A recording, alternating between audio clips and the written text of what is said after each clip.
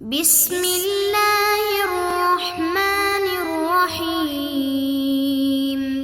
نحمده ونصلي ونسلم على رسوله الكريم اما بعد. معزز طلبہ، سبق نمبر 153 اور باب العبد یعتق بعضہ میں ہم بات کر رہے ہیں مشترکہ غلام کے بعض حصے کو آزاد کر دینا. تو اس حوالے سے سبق نمبر 152 میں متن کو ہم نے پڑھا اور امام ابو حنیفہ رحمہ اللہ اور صاحبین ان کے درمیان جو اس مسئلے میں اختلاف ہے اس کے دلائل ذکر کیے. آج ہم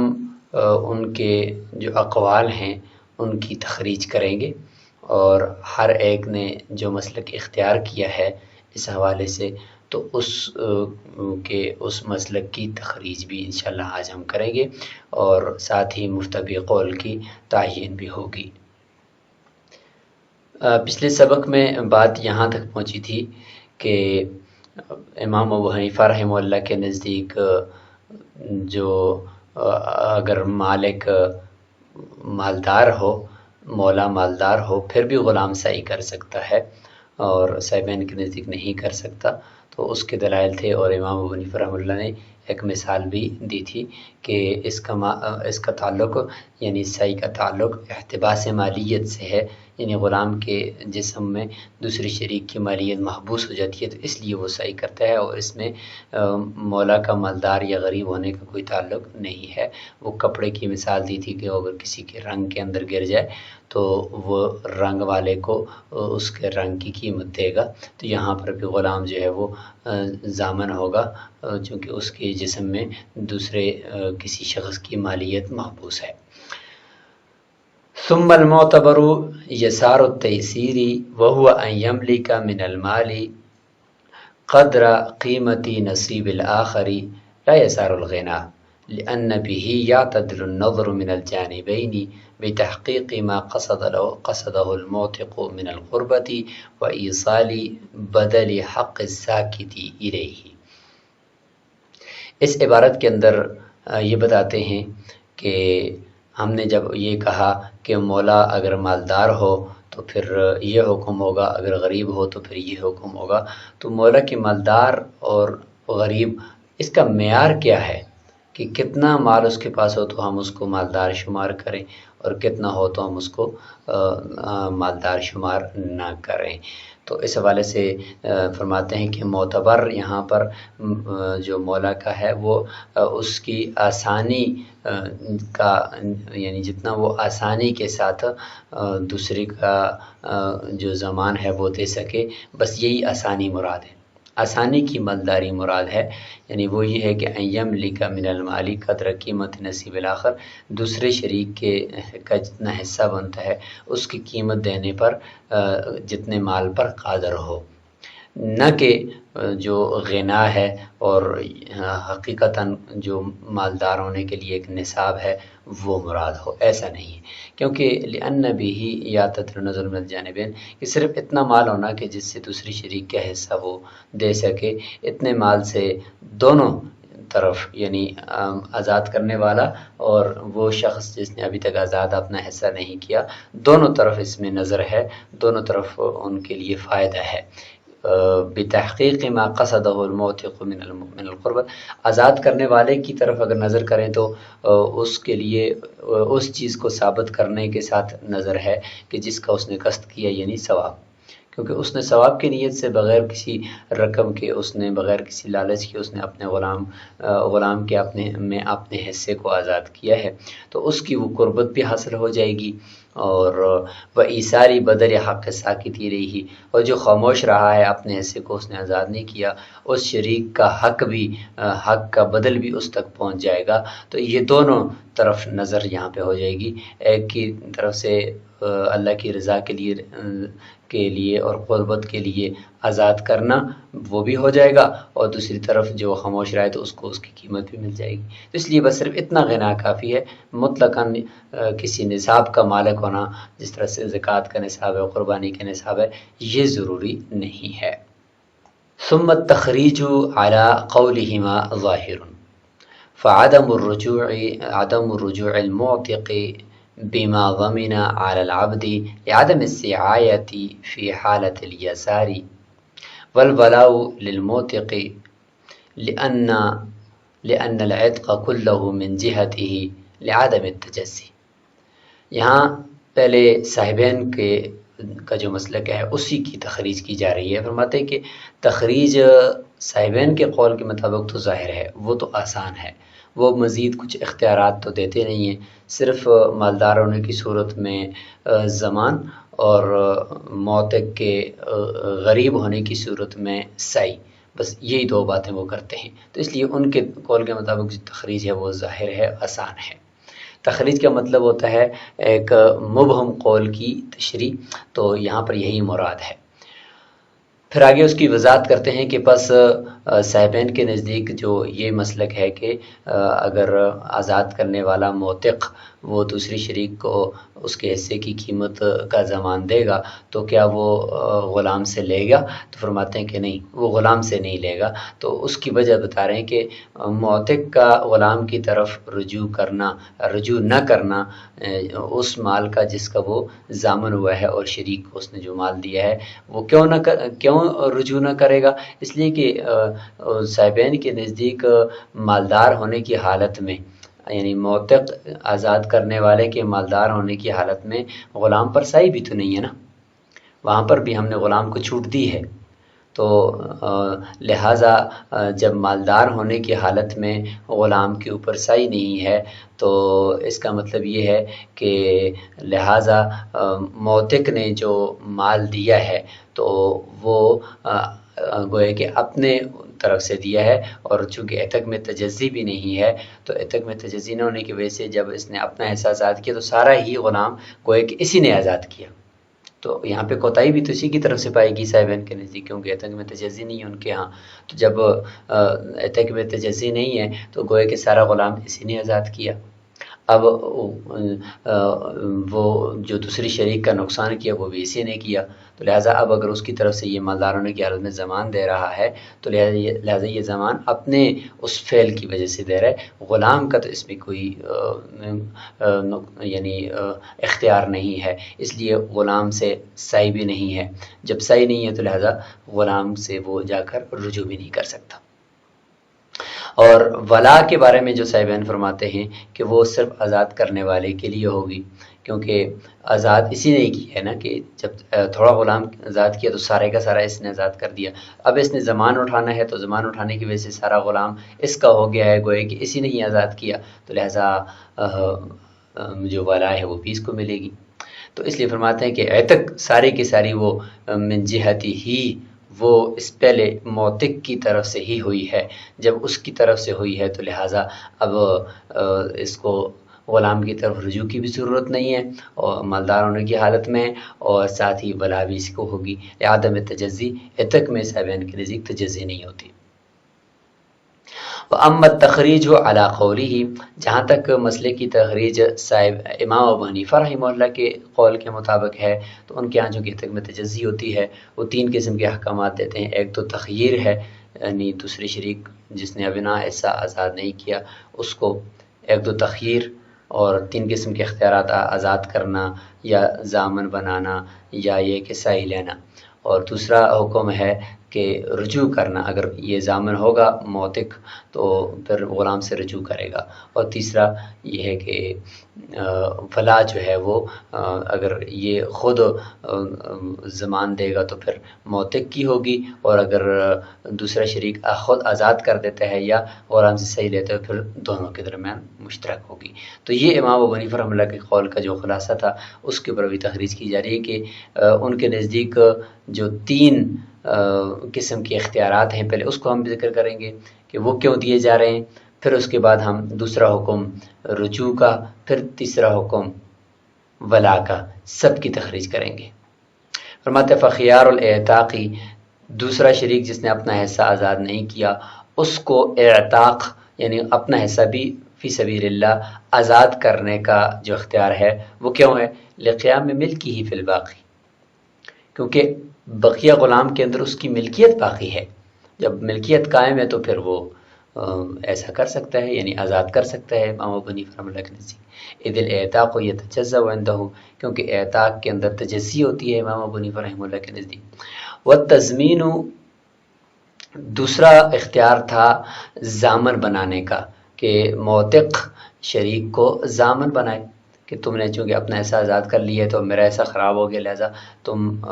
میرے حصے کا، یعنی تم جو کہ مالدار ہو، لہٰذا میرے حصے کا ضمان دے دو۔ تو یہ کیوں؟ اس لیے کہ لأن المعتق جان علیہ بإفساد نصیبہ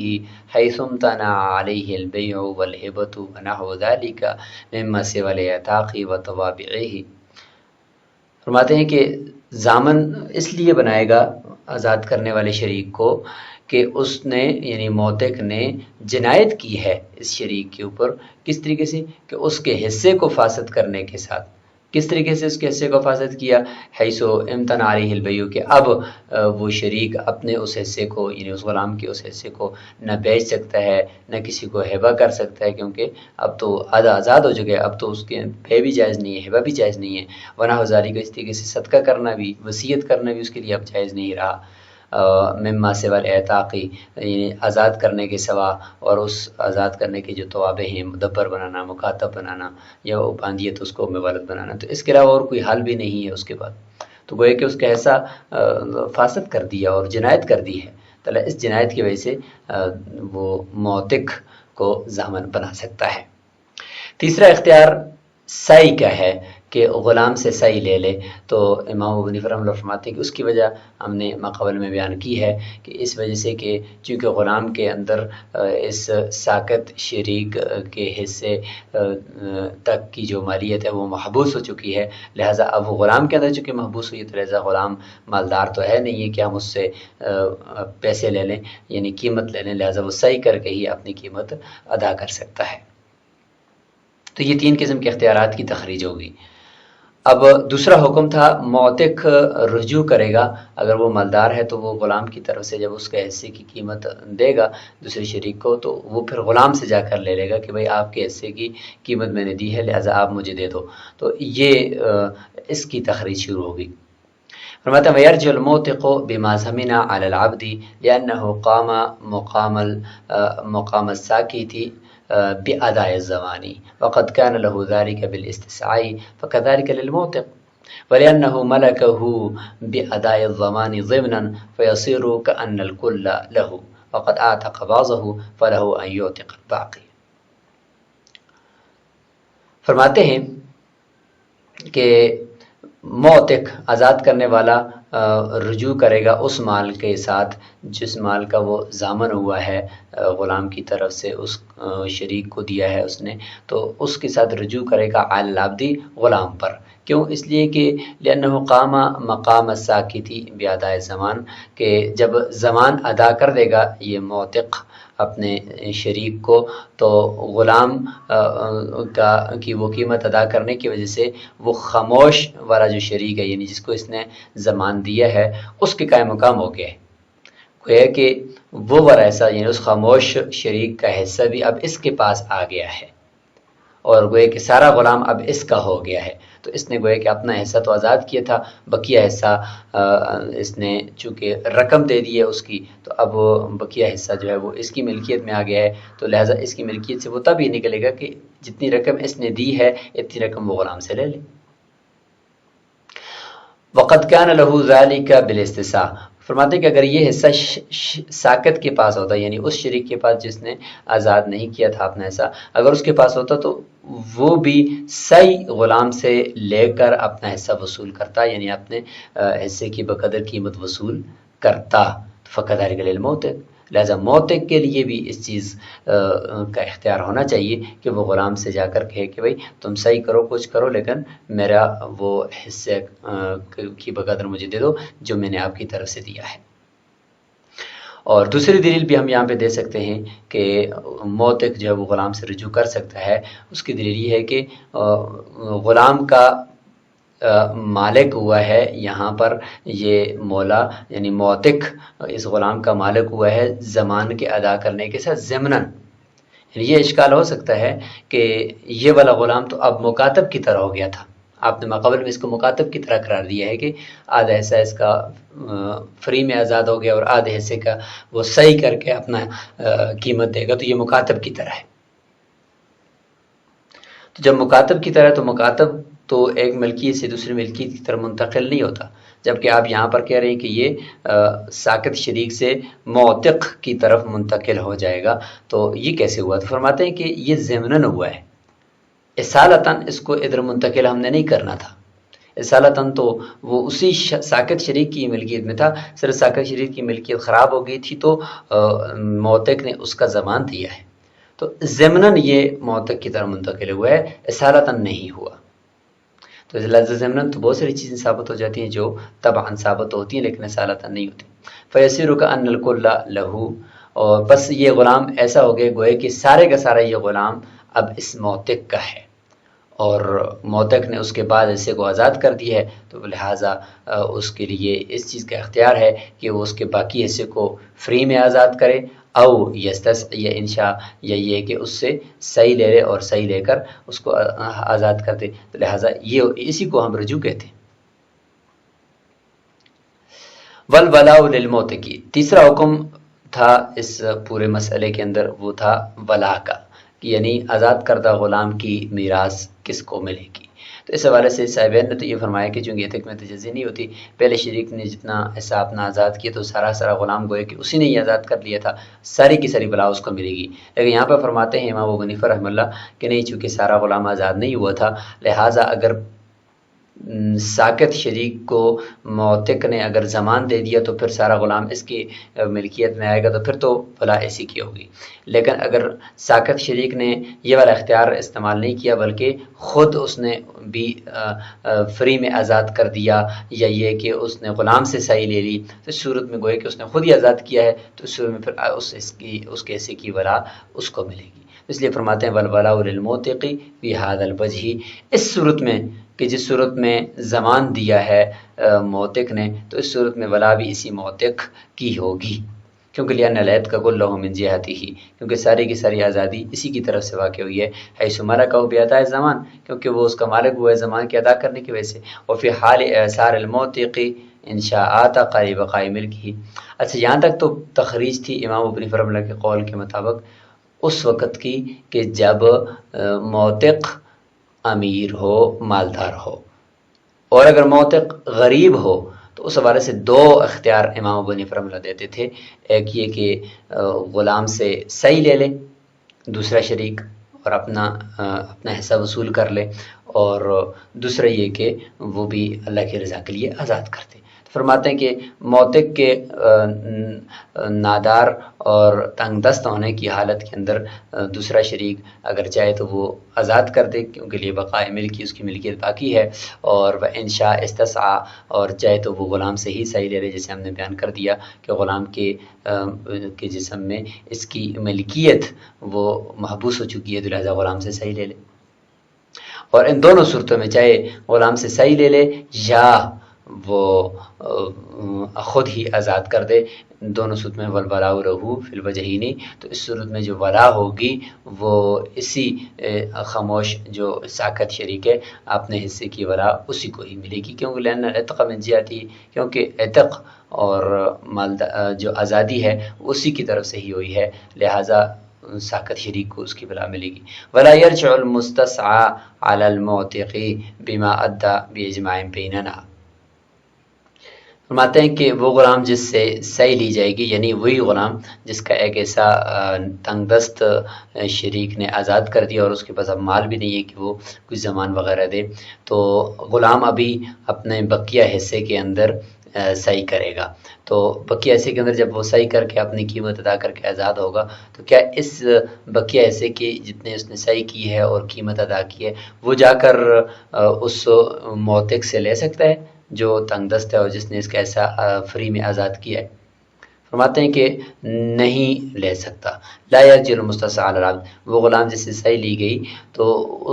وہ رجوع نہیں کر سکتا آزاد کرنے والے شریک پر، بما اس مال کا ادا جو اس نے ادا کیا، باجماع بیننا، یہ بالاتفاق ہے صاحبین کے نزدیک بھی اور امام ابو حنیفہ رحمۃ اللہ کے نزدیک بھی. دلیلیں الگ الگ ہیں. لأنه يسعى لفكاك رقبته، امام ابو حنیفہ رحمۃ اللہ کے نزدیک دلیل یہ ہے کہ کیونکہ اس نے کوشش کی ہے اپنی گردن کو چھڑانے کی، کیونکہ کچھ ایسا تو دوسری شریک کا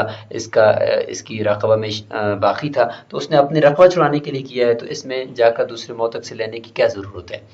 اور صاحبین کے نزدیک دلیل یہ ہے کہ اولا یقضی دینا علی الموتق، کیونکہ پہلے موتق جو آزاد کرنے والا ہے اس کے آزاد کرنے سے یہ سارے کا سارا آزاد ہو چکا تھا، لیکن دوسری شریک کا چونکہ نقصان ہو گیا تھا تو اس کے لیے اس نے صحیح کی ہے. تو لہٰذا فرماتے ہیں کہ کوئی ٹھیک ہے آزاد تو یہ سارا ہو گیا تھا، رقبہ تو چھڑانے کی بات نہیں ہے یہاں پہ، لیکن اس غلام نے صحیح کر کے کوئی وہ والا قرض ادا تو نہیں کیا جو موتق کے اوپر ہو. موتق کے اوپر تو کوئی قرض نہیں تھا کہ جو اس نے ادا کر دیا ہو اور اب یہ جا کر موتق سے لے لے، بلکہ اس نے تو اپنی جو اس کے اندر اس کی رقبہ کے ساتھ جو دوسری شریک کا حق متعلق تھا اس کو اس نے ادا کیا ہے، اور یہ چونکہ پہلے سے آزاد ہو چکا تھا صاحبین کے نزدیک. تو یہ دونوں دلائل اس لیے دیے. لا شیء علیہ لعسرتہ، کیونکہ آزاد کرنے والا جو موتق ہے اس کے اوپر تو کچھ بھی لازم نہیں ہے کیونکہ وہ خود تنگ دست ہے. بخلاف المرہونی، لیکن یہاں پر مرہونہ غلام اور یہاں جس کے ایک حصے کو آزاد کر دیا اس غلام کے درمیان فرق بتا رہے ہیں کہ مرہونہ غلام ہے، کسی کے پاس رہن رکھا ہوا ہے، کہ اذا اعتقہ الراہن الموسر، اگر راہن یعنی جو مقروض ہے جس نے اپنا غلام جو ہے وہ رہن رکھا ہوا ہے، تو وہی اگر اس کو آزاد بھی کر دے، فری میں آزاد کر دے، تو گویا کہ فری میں آزاد کرنے کی وجہ سے اس راہن موتق نے مرتہن کا نقصان کیا، کیونکہ مرتہن کے پاس یہ غلام امانت تھا اور جب تک یہ اس کا قرض نہ دیتا اس کے پاس امانت تھا، تو اس نے کیا کیا کہ اس کو فری میں آزاد کر دیا. اب تو وہ اس کے پاس نہیں ٹھہرے گا، لہٰذا مرتہن کا نقصان کرنے کی وجہ سے اب یہ راہن موثر تنگ دست ہے. تو اب مرہونہ غلام چونکہ آزاد تو ہو چکا ہے، لیکن مرہونہ غلام اب صحیح کرے گا اور صحیح کر کے مرتہن کو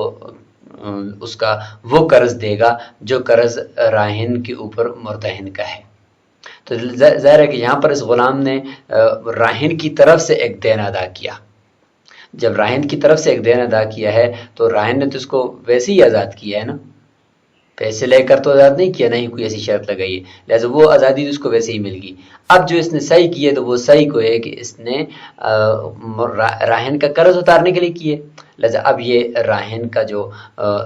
قرض اس نے دیا ہے اس کی طرف جا کر راہن سے رجوع کر کے اس سے لے سکتا ہے. فرماتے ہیں انه یسعى فی رقبۃ قد فکت، فرماتے ہیں کہ اس نے ایک ایسی رقبہ کو چھڑانے میں صحیح کر دی کہ جو پہلے سے چھوٹ چکی ہے، پہلے سے فری میں آزاد ہو چکی ہے.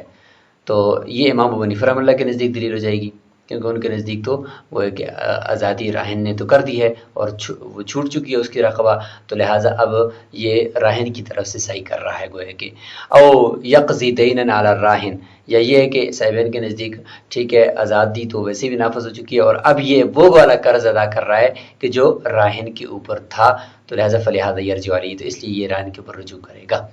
تو ان دونوں دلیلوں کے برخلاف یہ والی ایک مثال دی ہے. امام شافعی رحمۃ اللہ کا قول موسر کے بارے میں اب یہاں پہ ذکر ہو رہا ہے. یہاں تک بات مکمل ہو چکی ہے، اور یہ بھی یاد رکھیں کہ راجح اور مفتبی قول جو ہے وہ اس پورے مسئلے کے اندر وہ امام ابو حنیفہ رحمہ اللہ کا ہے. اب امام شافعی رحمہ اللہ کا قول مالداری کی حالت کے اندر کہ اگر آزاد کرنے والا مالدار تھا، شریک مالدار تھا، اس میں امام شافعی رحمہ اللہ کا قول صاحبین کے قول کی طرح ہے. اور معسر کے بارے میں امام شافعی رحمہ اللہ کا قول ذرا مختلف ہے. معسر اور تنگ دست ہونے کی صورت میں اگر شریک تنگ دست ہے اور اس نے اپنا حصہ آزاد کیا ہے، اس حوالے سے امام شافعی رحمہ اللہ فرماتے ہیں کہ یبقى نصیب الساکت علی ملکہ یباع ویوہب، کہ جو ساکت شریک ہے اس کا حصہ باقی رہے گا، وہ نہ ہی خراب ہوا ہے اور نہ ہی اس کو کچھ ہوا ہے، لہذا اس کی ملکیت پر باقی رہے گا، اس کو بیچا بھی جا سکتا ہے اور اس کو ہبہ بھی کیا جا سکتا ہے. دلیل دیتے ہیں کہ لأنه لا وجہ الی تضمین الشریک لِإِحْسَارِهِ کہ تنگ دست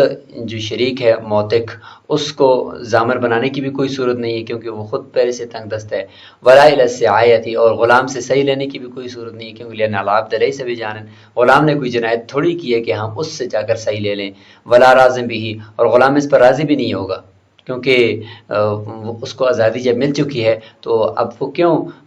اپنی اس قیمت کے اندر صحیح کرے، ولا إِلَى إعتاق الكل اور سارے کے سارے غلام کو ہم آزاد کر بھی نہیں سکتے، اس کی بھی کوئی صورت نہیں کیونکہ للإضرار بالساکت پھر تو خاموش والا جو شریک ہے جس نے آزاد نہیں کیا اس کو نقصان ہو جائے گا، تو لہٰذا کیا متعین ہوا، فرماتے فتعین ما عیناہ، بس ہم نے جو چیز متعین کی ہے وہی متعین ہو جائے گی، کیا کہ لہٰذا جو حصہ آزاد ہو گیا وہ آزاد ہو گیا اور جو غلام ہے وہ غلام ہے، اس کو بیچا بھی جا سکتا ہے، ہبہ بھی کیا جا سکتا ہے۔ لیکن اس کا جواب احناف یہ دیتے ہیں کہ الی الاستسعاء سبیل، آپ نے کہا کہ بھئی غلام سے صحیح نہیں لے سکتے کیونکہ غلام نے جنایت نہیں کی، تو کہتے ہیں نہیں، صحیح کا راستہ یہاں پہ موجود ہے کہ غلام سے صحیح لے لیں، کیوں؟ اس لیے کہ لأنه لا يفتقر الى الجنایت بل تبتنی السعایۃ علی احتباس المالیۃ، کہ جو ہم نے صحیح لینی ہے غلام سے تو یہ غلام کی جنایت کی وجہ سے تھوڑی لے رہے ہیں ہم، بلکہ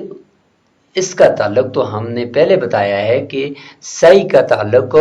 وہ اس کے ساتھ ہے کہ غلام کے رقبہ کے ساتھ دوسرے شریک کا حصہ متعلق ہے اور محبوس ہے، اب یہ غلام کا کچھ حصہ آزاد ہو چکا ہے امام ابو حنیفہ رحمۃ اللہ کے نزدیک اور صاحبین کے نزدیک سارا آزاد ہو چکا ہے، لہٰذا اس وجہ سے اب یہ غلام تو رہا نہیں، یا ہے تو غلام لیکن امام ابو حنیفہ رحمۃ اللہ کے نزدیک اس کی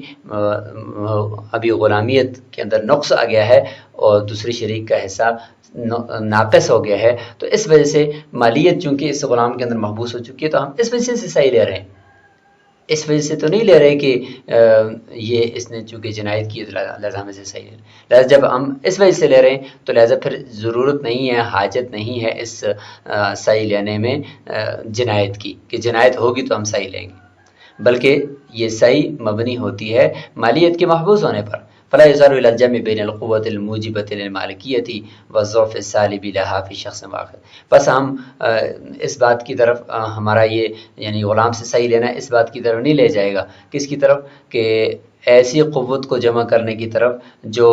مالکیت کو ثابت کرتی ہے، یعنی غلام کے اندر ایک قوت ایسی بھی آ گئی جو مالکیت کو ثابت کرتی ہے یعنی آزادی کی قوت، اور والضعف اور اس کمزوری کو جمع کرنے کی طرف جو سلب کرتی ہے اس مالکیت کو، اور یہ دونوں چیزیں ایک ہی شخص کے اندر جمع ہو جائیں، اس طرف ہم نہیں جا رہے کہ ہم یہ کہیں کہ اگر ہم غلام سے صحیح لے لیں گے تو ایک طرف غلام کے اندر آزادی آ گئی ہے، وہ اس کی ملکیت کو ثابت کرتی ہے کہ وہ اپنے آپ کا خود مالک ہے، اور دوسری طرف ایک کمزوری اور ضعف ابھی تک باقی ہے کہ وہ صحیح کر رہا ہے، تو یہ دونوں چیزیں ایک شخص میں جمع کیسے ہو سکتی ہیں؟ تو ہم اس کا جواب دیتے ہیں کہ یہ ایک شخص میں جمع نہیں ہو رہی، ہم صحیح جو اس سے لے رہے ہیں وہ اس وجہ سے ہرگز نہیں لے رہے، بلکہ ہم صحیح اس وجہ سے لے رہے ہیں کہ اس کے رقبہ کے ساتھ دوسرے شریک کا حصہ متعلق تھا اور اس کی مالیت وہاں پہ محبوس تھی، اس وجہ سے وہ دوسرے شریک کو اس کا حصہ دے کر صحیح کر کے پھر وہ آزاد ہو جائے۔ تو اسی کے ساتھ یہ مسئلہ یعنی مشترکہ غلام کو کے پاس حصے کو آزاد کرنے سے متعلق وہ اپنے اختتام کو پہنچا۔ السلام علیکم ورحمۃ اللہ۔